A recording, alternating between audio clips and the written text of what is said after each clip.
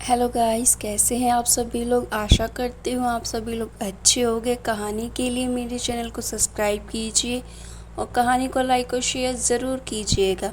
और कहानी कैसी लगी प्लीज़ कमेंट बॉक्स में ज़रूर बताइएगा और कहानी को लेकर कोई भी राय हो वो भी दीजिएगा। तो शुरू करते हैं हम आज की अपनी कहानी। मैं सोसाइटी के गार्डन में अपनी सहेलियों तन्नू और रश्मि के साथ शाम की सैर करती हुई मैंने कोने में स्थित एक बेंच पर गुमसुम बैठी माया आंटी पर उड़ती हुई नज़र डाली। वो किसी सोच में गुम, कुछ गंभीर व उदास लगी। आंटी अक्सर यहीं मिलती है, खूब बातें करती है। अंकल की 5 साल पहले मृत्यु हो गई थी। वे अपनी बेटी सोनल के साथ रहती हैं। सोनल की बेटी 10वीं क्लास में है और बेटा 8वीं में। सोनल के पति अनिल की 10 साल पहले एक सड़क दुर्घटना में मृत्यु हो गई थी। तब से आंटी और सोनल 3 साल छोटे उनके बेटे अनु सोनल के साथ ही रहती हैं। गार्डन का हर चक्कर पूरा करने पर मेरा ध्यान आंटी की तरफ जा रहा था। वे आज कुछ ज़्यादा ही गंभीर थी, नहीं तो हमें आवाज़ देकर बुला लिया होता। तन्नू और रश्मि तो सैर करके घर चली गई, पर मेरा मन नहीं माना। हेलो आंटी कहते हुए मैंने उनके पास ही बैठ गई। आंटी फीकी सी हंसी हंसते हुए बोली, आओ शुभा, कैसी हो। मैं ठीक हूँ आंटी। आज आप अकेली क्यों बैठी हैं, बाकी आंटी कहाँ हैं, आपकी सहेलियाँ। वे सब सैर करके घर चली गई। आप नहीं गई। घर जाने का मन नहीं हुआ। ओह, सोनल नहीं है घर पर। नहीं, मूवी गई है बच्चों के साथ। आप नहीं गई। मुझे कौन ले जाता है। इससे ज़्यादा किसी के जीवन में हस्तक्षेप करना मुझे ठीक नहीं लगा। मैं चुप रही, पर आंटी ने खुद ही अपने मन का गुबार निकालना शुरू कर दिया। जैसे जैसे आंटी अपने मन की पीड़ा बांट रही थी, मेरे दिल उनके प्रति असीम सहानुभूति से भरता जा रहा था। आंटी कह रही थी, इस सोनल को सहारा देने के लिए सालों से इसके साथ रह रही हूँ। आज जब इसके बच्चे बड़े हो गए हैं, इसे मेरी ज़रूरत ही नहीं रही। कभी भी दोनों बच्चों को लेकर बाहर चली जाती है, कभी मूवी, कभी डिनर। मैं अनुज को नौकरी मिलते ही उसके साथ चली जाऊंगी। बेसहारा सी पड़ी हूँ, कोई और ठिकाना नहीं है ना। नहीं तो इसके इतने नखरे क्यों उठाती। अभी तक उसके बच्चे छोटे थे, उसे हमारी ज़रूरत थी। उसका पति इतना पैसा छोड़ गया है, तब भी उसे मुझ पर और अनुज पर खर्च करने में तकलीफ़ होती है। मैं हैरान, दुखी सी आंटी की बातें सुन रही थी। सोनल ऐसी है, मुझे तो जब भी मिली सभ्य कोमल स्वभाव की लगी। घर में अपनी माँ के साथ उसका व्यवहार ऐसा है, मुझे मन ही मन उस पर गुस्सा आया। अंधेरा होने लगा तो आंटी को ज़बरदस्ती वहाँ से उठाकर घर भेजकर मैं भी अपने घर लौट आई। फिर किसी काम में मन ही नहीं लगा।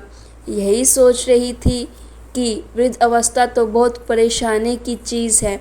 अपनी बेटी पर आश्रित रहकर दिन रात अपमान सहन करना आसान तो नहीं है, पर कोई बेटी अपनी माँ के साथ दुर्व्यवहार कैसे कर पाती है। रह रहकर आंटी का उदास चेहरा मेरी आंखों के आगे आ रहा था। मुझे क्या करना चाहिए। सोनल से बात कर उसे समझाना ठीक रहेगा क्या। पर आजकल किसी के जीवन में हस्तक्षेप करना समझदारी तो नहीं है ना। 2-4 दिन और निकल गए। आंटी उसके बाद भी मुझे गार्डन में दिखी, पर बैठकर बातें करने का मौका नहीं मिला। एक दिन आंटी नहीं थी गार्डन में, अचानक सोनल दिखी। मैं हैरान हुई, वह भी मुस्कुराई। मैंने कहा, तुम आज काफ़ी दिन बाद दिखी। आज आंटी नहीं आई, माँ की किटी पार्टी है आज। अच्छा, हाँ, आज बच्चे भी बर्थडे पार्टी में गए हैं। मैंने सोचा मैं भी सैर पर निकल जाऊं। अच्छा किया, मैंने कहा तो उसने भी मेरे साथ कदम बढ़ा दिए। वह मेरे बच्चों की पढ़ाई के बारे में पूछती रही। उसका सभ्य स्वभाव मुझे हमेशा अच्छा तो लगता था, पर आंटी की बातों के बाद मैं काफ़ी दुविधा में थी और उससे आंटी के बारे में बात करना चाहती थी। सैर के बाद मैंने कहा, सोनल 5 मिनट बेंच पर बैठे। हाँ, क्यों नहीं। हम दोनों बैठ गए।